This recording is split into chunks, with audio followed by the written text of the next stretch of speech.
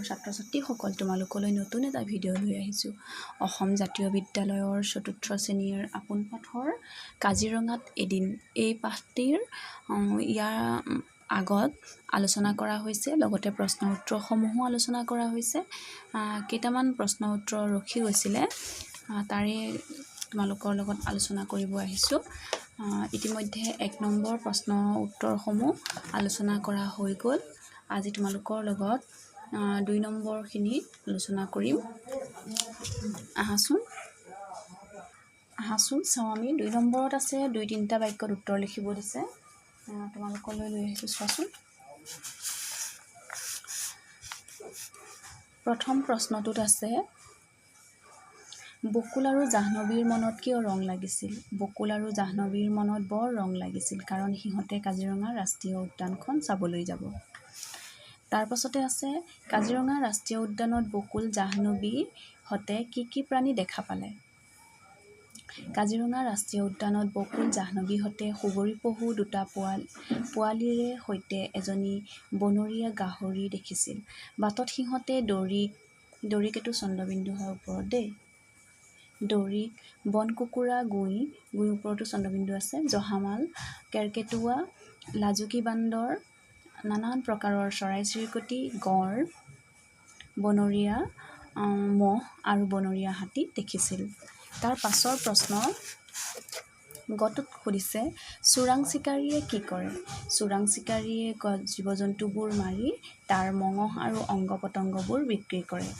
তাৰ পাছতে আছে, তলৰ কথাখিনি শুদ্ধ নে অশুদ্ধ লিখিব দিছে। কাজিৰঙাত জীৱ-জন্তু চিকাৰ কৰিব পাৰি, এইটো অশুদ্ধ, তোমালোকে নিশ্চয় জানা।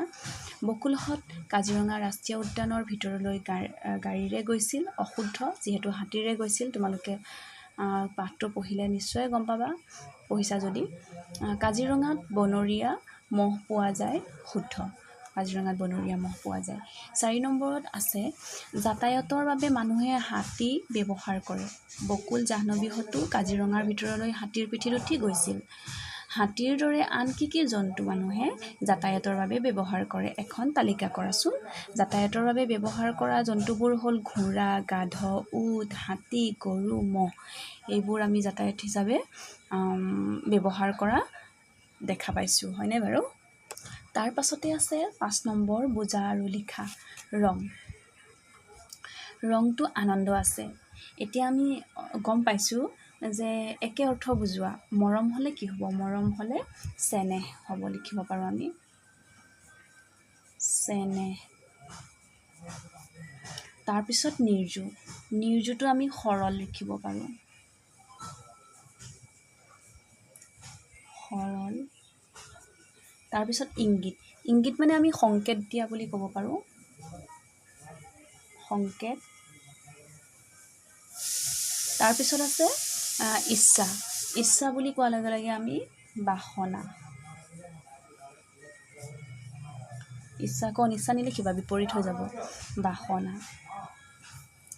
তাৰ পাছতে আমি ইয়াত আছে বুজা আৰু লিখা। ওখ চাপৰ, অলপ আগতে মই অকণমান ছেকেণ্ডৰ আগতে কৈছিলোঁ যে বিপৰীত শব্দ নিলিখিবা, ইচ্ছা অনিচ্ছা।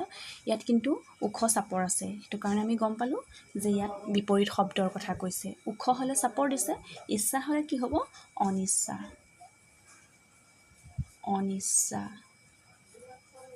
ইচ্ছা হ'লে অনিচ্ছা।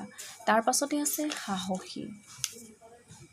সাহসীত আমি কি লিখিম বাৰু? সাহসী আমি ভয়াতুৰ লিখিব পাৰোঁ, ভয়াতুৰ